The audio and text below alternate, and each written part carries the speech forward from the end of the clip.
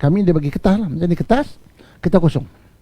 Kertas dia tulis, dan di situ ditulis lah siapa cadangan kita untuk jadi Perdana Menteri. Dia tak ada list, dia tak ada nama calon-calon, tak ada, kertas kosong. Subjektif. Dia tak ada kata nama Mahathir ke nama Anwar ke, tak ada.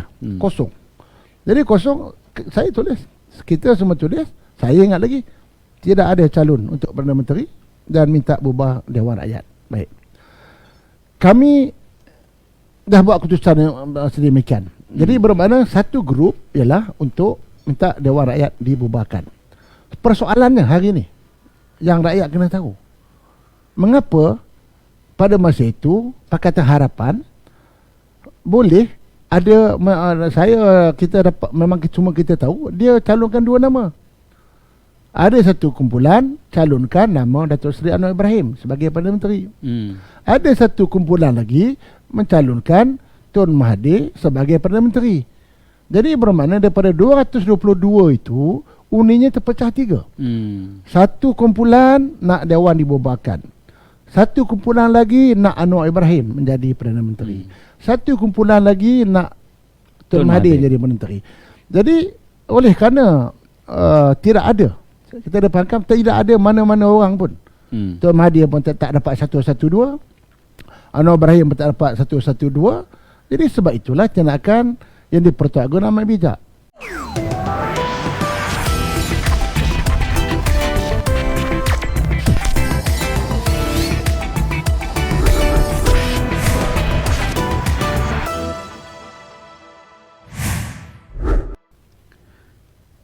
Bismillahirrahmanirrahim. Alhamdulillahirabbil alamin. Salatu wassalamu ala asyrafil anbiya wal mursalin wa ala alihi washabbihi ajmain. Assalamualaikum warahmatullahi wabarakatuh.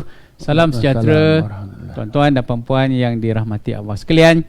Alhamdulillah, seperti mana yang dijanjikan, malam ini kita kembali lagi bersiaran secara langsung daripada World Trade Center Kuala Lumpur. Dan malam ini kita membawakan ini otai lagi ya. Malam tadi kita dengan Datuk Seri Tajudin Rahman, malam ni lagi seorang otai kita bawa. Jadi kita kasih panas sikit suasana ni.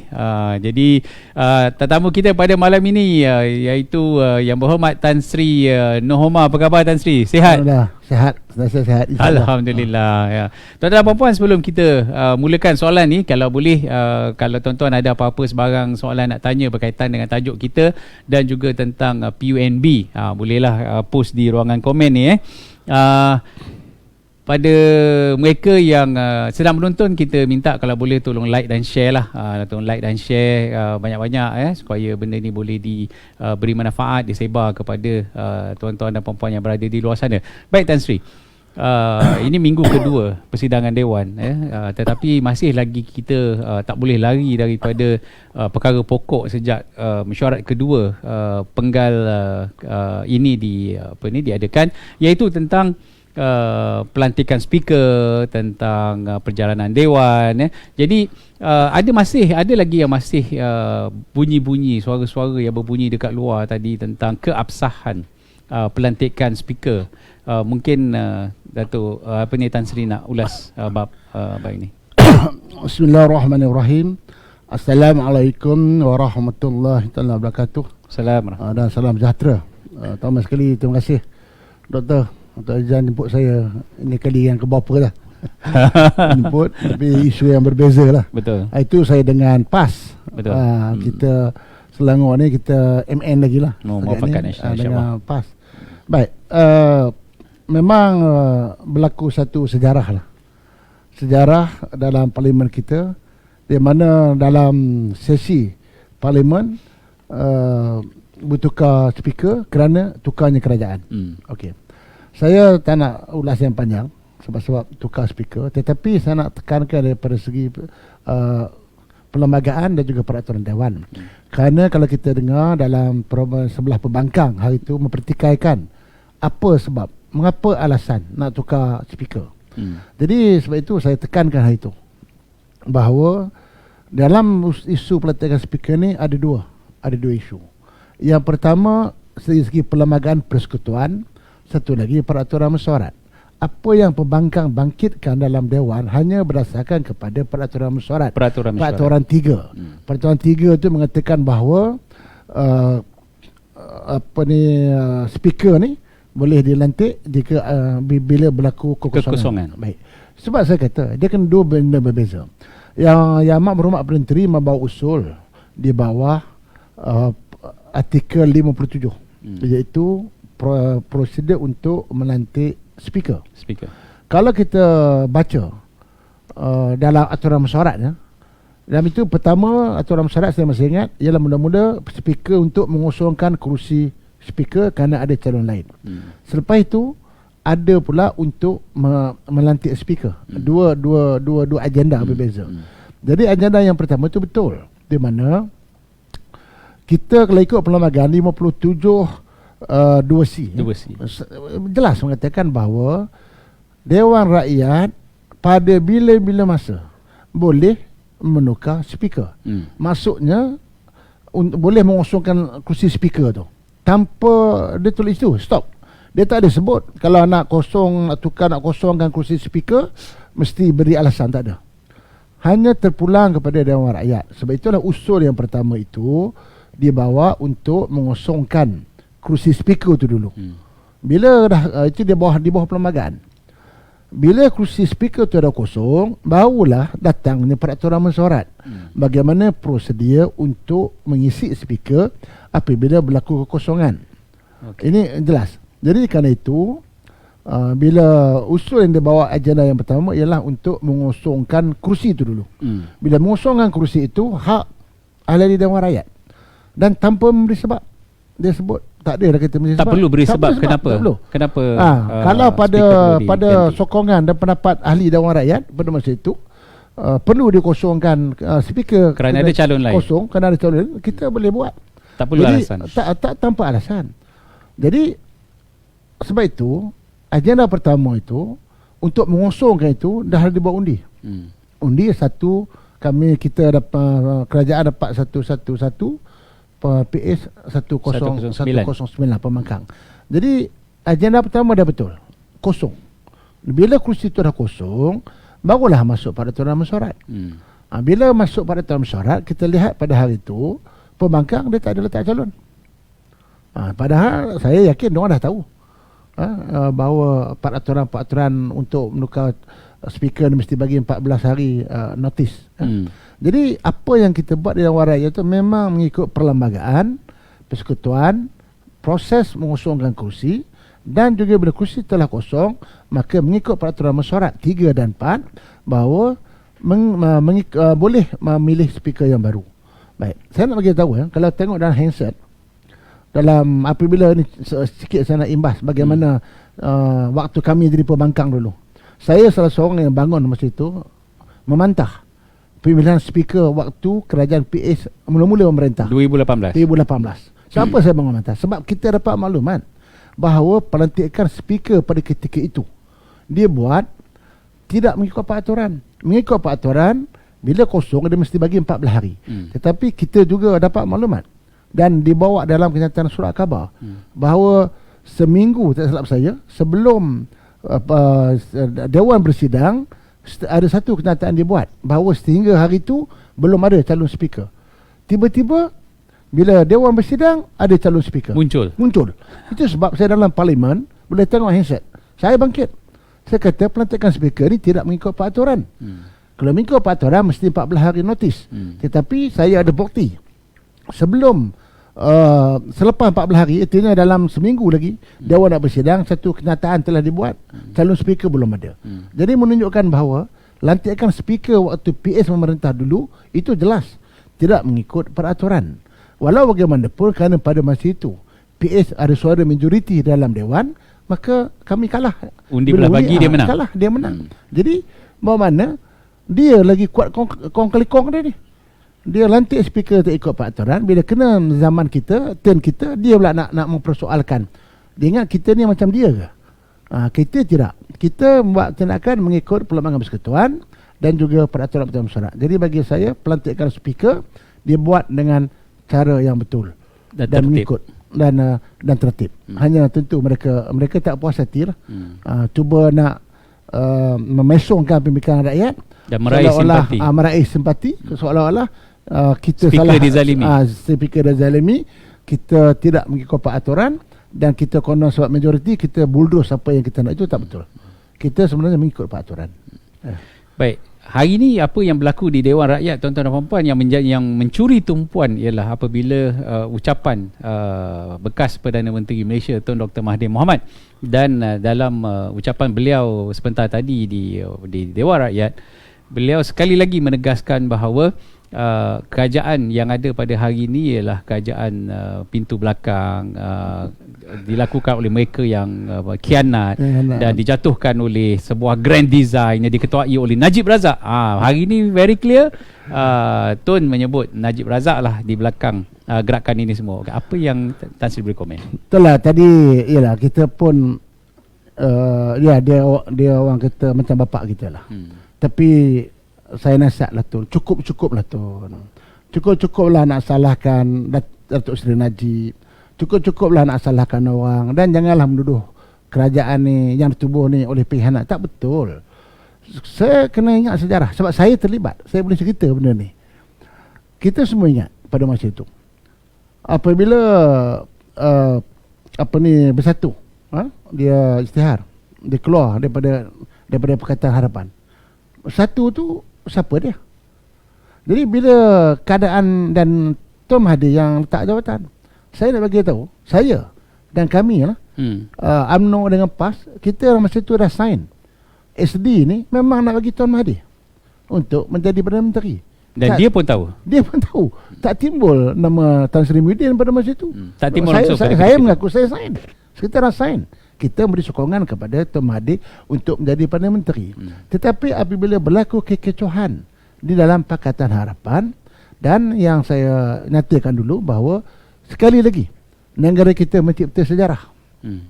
Saya kata ini tahun 2020.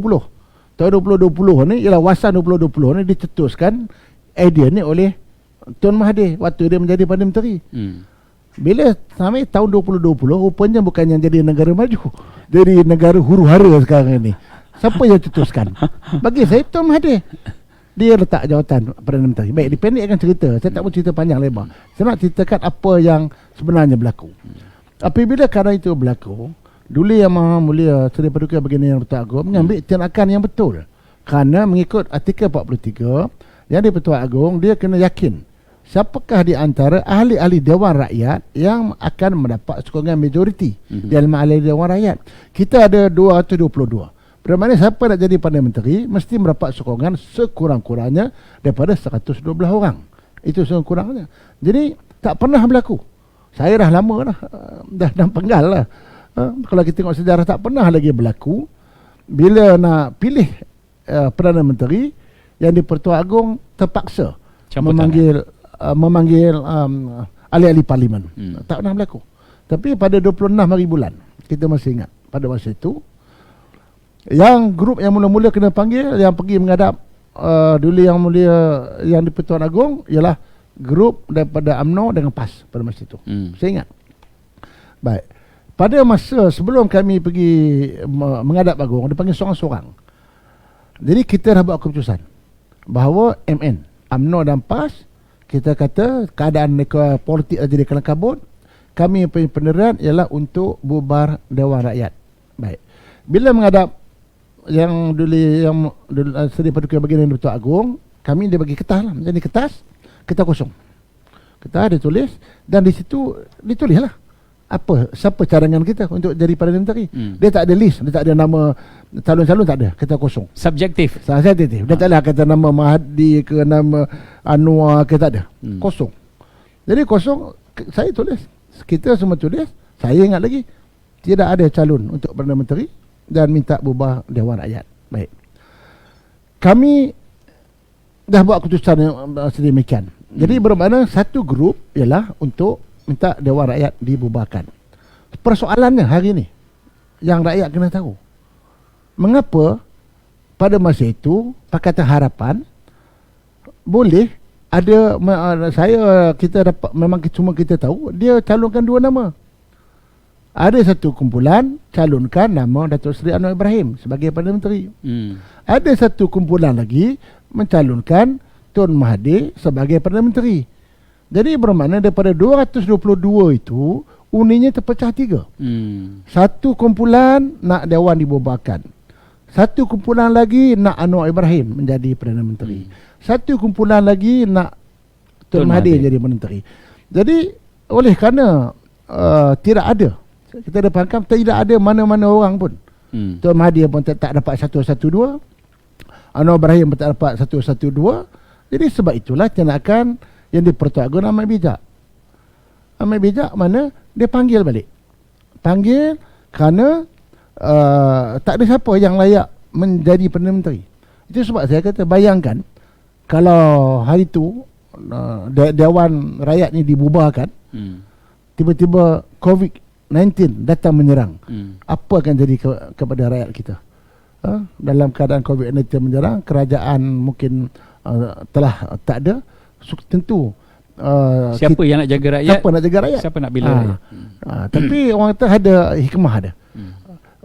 Jadi bila dah perkara itu berlaku, tak ada siapa pun yang layak menjadi Perdana Menteri, kan itulah kita dipanggil balik, dibincang. Dia tak bincang, maka ketua-ketua parti berbincang, dan pada masa itu kita melihat bahawa kita bagi sokongan kepada Tan Sri Muhyiddin.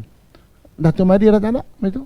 Kita bagi sokongan kepada Tan Sri Muhyiddin, dan kita tanda tangan lagi sekali asli. Jangan begitu. Sekali lagi asli kita sign untuk memberikan sokongan kepada Tan Sri Muhyiddin. Jadi dengan sokongan itulah maka mereka menghadap lagi sekali Yang di-Pertuan Agong pada masa itu cukup lebih pada 112 yang bersetuju supaya Tan Sri Muhyiddin menjadi Perdana Menteri. Mana datangnya khianat? Siapa yang khianat? Kalau nak kira lah, saya cakap kalau nak kira khianat siapa? Adakah kerajaan yang menjadi kerajaan ataupun hari ini yang jadi pembangkang? Sebenarnya siapa yang jadi pengkhianat, mengkhianat amanah rakyat? Oh, dia kata kami mendapat amanah daripada rakyat. Mandat daripada rakyat. Kami yang dipilih oleh rakyat untuk menjadi kerajaan. Mengapa hari ini ada kerajaan pintu belakang? Sekarang ni rakyat kena faham. Kami ni bersama-sama dengan Tan Sri Muhyiddin sebenarnya untuk menyelamatkan negara pada masa itu. Kita tak fikir sangat parti politik ni. Kita fikir kalau tidak diselamatkan dengan keadaan COVID-19 sedang menyerang pada ketika itu, maka kita bersama-sama bersetuju untuk memberikan sokongan kepada Tan Sri Muhyiddin. Kami ni bagi saya ialah sebagai penyelamat keadaan pada masa itu. Tetapi kalau nak kira kalau betul mereka kata mereka mendapat mandat daripada rakyat, siapa yang mengkhianat mandat rakyat? Mereka lah. Kenapa yang mereka kena ada 2 calon? Cuba hari itu letak 1 calon je. Dia letak calon Tuan Mahathir seorang. Saya yakin Tuan Mahathir akan menjadi Perdana Menteri. Atau dia bagi Tuan Mahathir grup ni pula bagi Datuk Seri Anwar Ibrahim seorang je calon. Pasti mereka tetap akan menjadi kerajaan dan Perdana Menteri datang daripada Tuan Mahathir ataupun Anwar Ibrahim. Selesai masalah. Masalah. Ini mereka bergaduh sama dia. Dia mengkhianat antara satu sama lain. Bila mereka dah kalah, kita pula dituduh sebagai pengkhianat. Dan kalau diibaratkan saya kata rumah kerajaan PH ni dah terbakar dah. Dah ganap, dah terbakar. Bila dah terbakar, mana ada pintu dah? Rumah dah terbakar. Pintu tak ada, tingkap tak ada. Masuklah daripada mana-mana pun. Jadi kami ni berpakat sesama semua ni, kita buat rumah baru. Kita buat rumah baru mengikut perlembagaan. Jadi bila kita buat rumah baru, jadi kami buat rumah kami sendiri. Mana kami ada masuk pintu belakang, rumah PS dah runtuh dah.